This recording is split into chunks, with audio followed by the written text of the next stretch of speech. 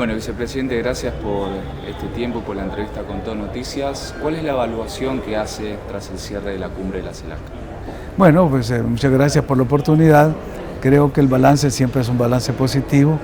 Todos estos encuentros, estas reuniones nos permiten a los estados que conformamos este espacio regional hacer un intercambio, poder reafirmar algunos principios y valores, sobre todo en un momento en que el mundo, la comunidad internacional, está enfrentando desafíos que creíamos que ya después de la pandemia del COVID-19, la nueva normalidad que anunciaba Naciones Unidas nos iba a permitir desarrollar procesos que han venido a tener un nuevo cuestionamiento con esta guerra que se está desarrollando en el centro de Europa, entre la Federación de Rusia y Ucrania.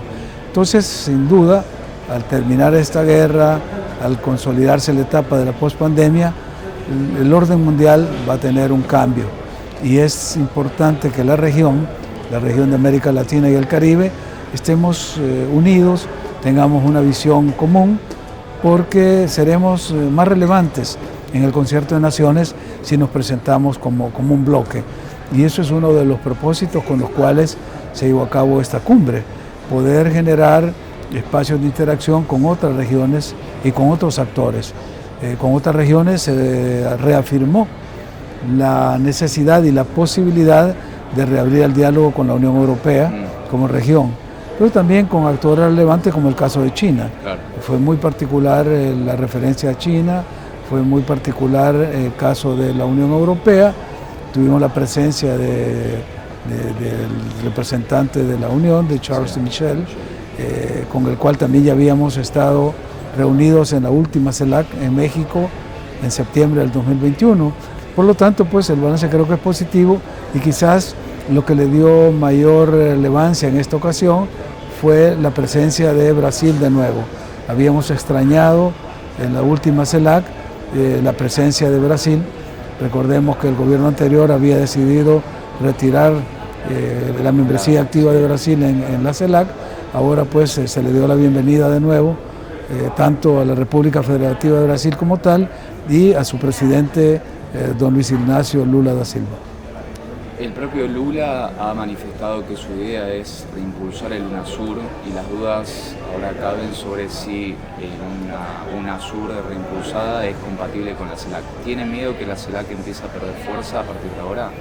Yo creo que hay espacios regionales y subregionales. Nosotros estamos impulsando con mucha fuerza, El Salvador siempre ha sido un país integracionista, el proceso de integración en Centroamérica. Se llama el SICA, que es el Sistema de Integración Centroamericana. Ya cumplimos 31 años desde que se aprobó el protocolo de Tegucigalpa de 1991, que creó este espacio comunitario y regional. Hemos interactuado, hay una interacción entre SICA, CARICOM, que es también otro espacio subregional del Caribe. Entonces, que exista UNASUR y que se fortalezca UNASUR, no solo no atenta contra la existencia de CELAC, sino que al contrario le viene a dar más fuerza, porque estos esfuerzos subregionales van potenciando experiencias que luego se llevan a un nivel más amplio, a nivel regional. Vicepresidente, uno de los puntos que se mencionó inclusive desde antes de la cumbre era aquellos países que no respetan los derechos humanos o que tienen denuncias por no respetar los derechos humanos. El propio Lacalle Pou ayer dijo que hay países que no respetan la democracia, países que forman parte de la CELAC que no respetan la democracia. ¿Qué considera usted? Bueno, yo considero que cuando abordamos estos temas, y lo hemos vivido en la región de Centroamérica también, lo mejor y lo más conveniente para alcanzar los objetivos de estas instancias regionales o subregionales es dejar que los procesos internos de los Estados miembros los resuelvan los Estados miembros, sus poblaciones, sus instituciones, sus mecanismos propios, porque si no apareciera como que se aprovechan estos encuentros regionales para tener políticas de intervención o de injerencia en los asuntos internos de los estados. Yo creo que un principio que funciona desde que la comunidad internacional se ha venido consolidando en espacios multilaterales más amplios, el caso de Naciones Unidas o de organismos como OEA, Unión Africana, etcétera, es la de autodeterminación de los pueblos y el principio de autodeterminación implica que cada estado, cada país puede y debe ser respetado en sus asuntos internos. ¿Pero no le parece peligroso también que bajo el principio de no injerencia en terceros países se libere también a esos países a realizar cualquier tipo de hecho, cualquier tipo de acto, como se denuncia, por ejemplo, en Venezuela, Nicaragua? Sí, yo creo que hay esa preocupación a nivel de la comunidad internacional y por eso los mecanismos, que no es el caso de CELAC, porque CELAC no tiene la institucionalidad que tienen otras instancias, como el caso de OEA o de Naciones Unidas, donde hay no solo una carta constitutiva, donde hay reglas, donde hay resoluciones que son vinculantes y que se van aplicando. Hemos visto en el caso de Naciones Unidas la participación en muchos procesos donde han habido conflictos internos. Nosotros mismos en El Salvador tuvimos el acompañamiento de Naciones Unidas durante nuestro conflicto en los años 80 y en 1992 culminamos un proceso de negociaciones y de pacificación acompañados por Naciones Unidas. El caso de OEA también hemos tenido y se han discutido en el seno de la Asamblea General de la organización algunos temas con países a los cuales en el caso de la Carta, tenemos la Carta Interamericana, donde la Carta Democrática ha pedido que se aplique en algunos países en algunos momentos, pero como decimos, la propia institucionalidad de las entidades supranacionales o multilaterales es la que define cuándo, cómo y de qué manera se toman estas decisiones. En el caso de la Carta Americana, la Carta Democrática, todavía no hemos logrado de que se aplique en los últimos procesos. Creo que el único país que se le aplicó hace ya varias décadas fue en el caso haitiano, pero cuando se ha pedido que se aplique en otros países no se ha logrado alcanzar el consenso necesario para que se pueda realizar. Sin embargo, queda registrado, y esto quizás es lo que más puede servir como una lección aprendida, cuál es la preocupación de los estados frente a la actuación de algún gobierno o de algunas fuerzas políticas, en particular en un país determinado. Y eso, además de que no es un injerencismo ni un intervencionismo, sino la aplicación de principios que como estados soberanos se acuerdan, por ejemplo, el caso de la Carta Democrática que fue aprobada en Lima ya hace más de 2 décadas, pues es un acuerdo que se tomó por todos los estados de manera libre, soberana y a la cual nos comprometimos todos a respetarla. Por eso es que yo creo pues que no es el mismo caso de la CELAC, que la CELAC no tiene esa institucionalidad. El Salvador nosotros lo hemos planteado y lo reiteramos el día de ayer, que es necesario irle dando una institucionalidad a CELAC para que pueda tener primero una sede. La CELAC no tiene sede, no hay una secretaría ejecutiva, no tenemos una forma de hacer vinculante los acuerdos que se van tomando, y eso lo que hace es pues que simplemente se siga manteniendo como un foro de encuentro y de debates sin mayores obligaciones por parte de los estados. ¿La democracia está en riesgo en el continente, en toda América? La democracia siempre va a estar con luces y sombras. Yo creo que depende cuál sea la óptica desde la que se le haga el enfoque, porque para algunos países las formas en que ejercen sus modelos políticos pues lo hacen siguiendo su concepto de democracia. Yo creo que la democracia sigue siendo todavía un concepto muy complejo. Hay en este momento un debate y hay un autor que yo lo recomiendo, Daniel Iniriarte, un profesor de ciencia política español, que tiene la última versión sobre las democracias complejas y las gobernanzas para el siglo XXI, porque el concepto se va relativizando según va evolucionando la sociedad. No es lo mismo, como decía Norberto Bobbio, los modelos democráticos cuando las sociedades eran menos complejas, que hablar ahora de democracia con procesos sumamente complejos en una sociedad posmoderna. Entonces hay que ir adaptando no solo los valores y los principios, sino los parámetros con el que vamos midiendo el desempeño democrático de un país. Por ejemplo, nosotros en El Salvador hemos considerado de que estamos ejerciendo un modelo de democracia con un liderazgo fuerte del presidente Bukele. A algunas personas les parece que es un modelo autoritario, cuando realmente el pueblo salvadoreño sigue reiterando su apoyo constante al presidente, al grado pues que en la última estudio de opinión le da un 92% de aceptación. Entonces, si el pueblo que lo elige, el pueblo que es gobernado por él, le reconoce ese liderazgo, Entonces, cualquier otra opinión, sobre todo viniendo de algunos periodistas o algunos analistas que tienen otra concepción y otros vínculos y otros intereses, pues pueden ser que no coincidan. Pero al final lo que importa es los pueblos que dentro del modelo democrático son los que delegan en el gobernante o en el representante esa cuota de soberanía que le corresponde a cada ciudadano en una democracia. Alguna de esas críticas, vicepresidente, ya que lo mencionaba Bukele, es justamente por acercarse a una autocracia, según las críticas, por ejemplo, buscar una reelección cuando la Constitución no lo concibe.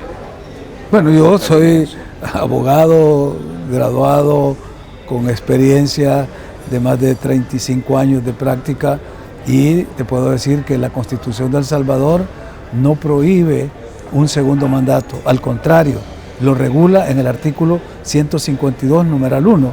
Para estas personas que opinan sin conocer, porque la mayoría que yo he escuchado decir que Bukele está violando la Constitución al presentarse para un segundo mandato, no solo no conocen ese texto, sino que repiten los argumentos de la oposición política que en El Salvador ha querido levantar esa bandera porque el pueblo está pidiendo que el presidente se presente a un segundo mandato. Y la Constitución, y por eso repito la norma, artículo 152, numeral primero, permite, habla y regula el segundo mandato. No habla de reelección, dice que la persona que ejerce la presidencia de la República, si quiere presentarse para un segundo mandato, no debe haber ejercido la presidencia en el periodo anterior. O sea que el presidente Bukele, si hubiera sido presidente en el periodo anterior, no podía presentarse. Desde luego, este es su primer periodo, entonces no hay un periodo anterior. Si él sale electo en el 2024, no podrá presentarse a otro periodo porque ya fue presidente en el periodo anterior, que es el actual. Entonces estas cuestiones que parece que son semánticas son de carácter sustancial, y el no conocer la hermenéutica constitucional salvadoreña lleva a muchos opinólogos, sobre todo de algunos medios de comunicación internacional, a repetir lo que escuchan de la oposición en El Salvador, o hacerlo de una forma muy superficial sin conocer el fondo de la Constitución en nuestro país. Y más allá de la reelección, ¿qué es lo que le dicen y cuál es la respuesta que tienen a aquellos críticos que tratan a Bukele de autócrata? E inclusive también algunos lo identifican o lo relacionan con Nicolás Maduro, Daniel Ortega, Díaz-Canel. Sí, yo creo que es una lectura interesada, porque cuando los que lo asocian o lo critican y dicen que está siguiendo los pasos de Maduro, lo hacen desde unas posiciones conservadoras. Y al revés, los que lo critican y dicen también que es un autócrata y vienen de la izquierda, de la vieja izquierda, la izquierda tradicional, que lo califican de un autócrata de derecha. Entonces, eso quiere decir, como lo repetimos en muchas ocasiones, que el presidente Bukele va por el camino correcto, porque te critican de la izquierda y te critican de la derecha. Quiere decir que tú vas caminando por el centro. Y la otra cuestión que siempre también han cuestionado es que cuál es la ideología del presidente. Y él ha sido claro, y lo hemos dicho en muchas ocasiones, que más allá de ser un hombre de ideologías, el presidente Bukele es un hombre de ideas. Y son ideas que se han ido poniendo en práctica en nuestro país y que nos han permitido ir avanzando y superando el viejo país que recibimos. Recibimos un país que los niveles de corrupción eran tan escandalosos que todos los últimos presidentes, antes del presidente Bukele y desde la firma de los acuerdos de paz, o están presos o están fugitivos porque están acusados de actos de corrupción. Y por otra parte, recibimos un país donde la alta tasa de violencia y de criminalidad llevaba a tener 2 dígitos en los homicidios diarios. Hubo un mes en que tuvieron 30 homicidios por día. Ahora somos el país más seguro del continente, tenemos más de 200 días con 0 homicidios gracias a la política del presidente. Un país que, a pesar de la pandemia, ha recuperado todos los empleos que se perdieron durante la pandemia. Hemos crecido en el empleo, según las cifras del Instituto Salvadoreño del Seguro Social. Aumentamos las exportaciones el año 2021 en más de un 30%. O sea, el país está demostrando que ha cambiado con esta dirección, y por eso es que el pueblo sigue respaldando la gestión del presidente, y la comunidad internacional está testimoniando esta actuación. Tanto es así que la industria del turismo que el país era señalado como un país de alto riesgo, donde no había un destino turístico. Ahora la Asociación Mundial de Turismo lo señala como un destino, sobre todo para un deporte que es el del surf. Surf City es un proyecto emblemático que el presidente está desarrollando, y así podríamos ir mencionando toda una serie de objetivos grandes que se han ido alcanzando en materia de salud, en materia de educación, en materia de turismo, de seguridad. Es decir, es un nuevo país que las personas que lo critican, la gestión del presidente, lo hacen desde una visión ideológica, de política partidista, porque son los voceros de los dos grandes partidos que administraron toda la transición, Arena y el FMLN, y sus medios, porque todavía los medios de comunicación en El Salvador son los mismos que estaban en el periodo del antiguo régimen, del anciano régimen, como decimos nosotros, que era el status quo que el pueblo decidió cambiar cuando eligió al presidente Bukele, y decidió darle el respaldo político necesario cuando en las elecciones de febrero de 2021 le dio una supermayoría legislativa que es lo que le permite al presidente gobernar con todo el respaldo y legitimidad del pueblo. Y la última, vicepresidente, esas voces también lo asocian a Bukele con bandas delictivas o bandas criminales, y que a través de eso ha logrado bajar la delincuencia. ¿Eso es cierto? Eso sería el mayor contrasentido, porque si él tuviera una negociación con las bandas para que se disminuyan y estén presos, sería como que están aceptando hacerse el harakiri las bandas, y no hay nada por el estilo. Quienes negociaron con las bandas, con los dos grupos, las dos pandillas más fuertes del país, la Barrio 18 y la MS-13, eran los dos partidos anteriores. Tenemos videos, hay audios, hay procesos judiciales en los cuales los dirigentes del FMLN le ofrecían fondos a una de las pandillas, y dirigentes de Arena les ofrecían y les estaban dando dinero, están grabados los videos, a la otra pandilla. ¿Y para qué? Para tener favores electorales de ellos. Uno, para que les permitieran hacer campaña en las zonas controladas por las pandillas; otra, para que pudieran hacerle campaña a favor de sus candidatos. Esos acuerdos que tenían los dos partidos no existen ahora. Por eso es que están presos más de 60.000 miembros de las bandas. Y no solo los cuadros operativos, porque en la estructura criminal tenés desde el gatillero, el palabrero, el homeboy, corredor de programa, hasta la máxima dirección, que se llama las 15 sillas, por ejemplo, de la MS, de las cuales 10 ya están capturados. Entonces, ¿con quién vas a negociar? ¿Con alguien que va a aceptar estar detenido, estar 30 años en la cárcel, y que vas a desarmarle su estructura, que le vas a quitar todo su poder económico, financiero? Yo creo que eso es el mayor contrasentido que yo he escuchado, que el presidente Bukele está negociando con las bandas para que se dejen capturar y desaparezcan. Yo creo que no, que lo que no pueden aceptar es que por primera vez un gobierno toma la decisión de combatir de frente este fenómeno y declara la guerra, y lo hace partiendo de lo que nosotros llamamos el jus ad bellum, o sea, el derecho y el deber de los estados de salir, de ir a la guerra para defender a su población. La población salvadoreña había estado siendo atacada por estos grupos criminales. Los asesinatos, te repito, solo en los dos gobiernos del FMLN, en los últimos 10 años, el balance fue 41.000 asesinados, 41.000 salvadoreños asesinados en los dos gobiernos del FMLN. Es decir, ¿por qué el Frente nunca tuvo una acción para combatir las pandillas? Ellos hicieron una tregua bajo el gobierno de Mauricio Funes. El caso del presidente Bukele lo que ha hecho es declarar la guerra, y como ha dicho, no vamos a detenernos hasta que el último delincuente esté preso y esté procesado. Y ahí están ya los procesos en los tribunales, porque también ese era otro de los argumentos que se decía, que se está capturando indiscriminadamente, que se están afectando. No, las operaciones se hacen en base al trabajo de inteligencia que se hizo. Hay un perfil, hay una información de inteligencia, y se va y se captura a los que están vinculados a las estructuras criminales. Muchísimas gracias, vicepresidente. A la orden. Gracias. Perfecto. Era el primer presidente del FMLN, pero cuando se le vio el caso de la corrupción y se abrieron los juicios contra él, se vino para Nicaragua, y ahora está en Nicaragua refugiado y adoptó las razones, ¿no? Lo veo.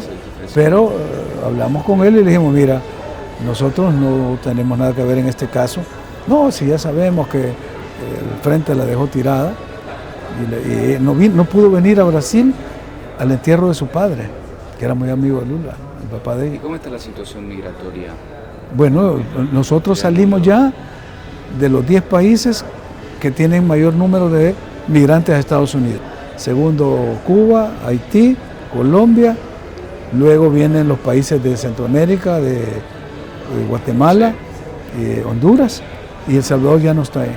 O sea, a partir de que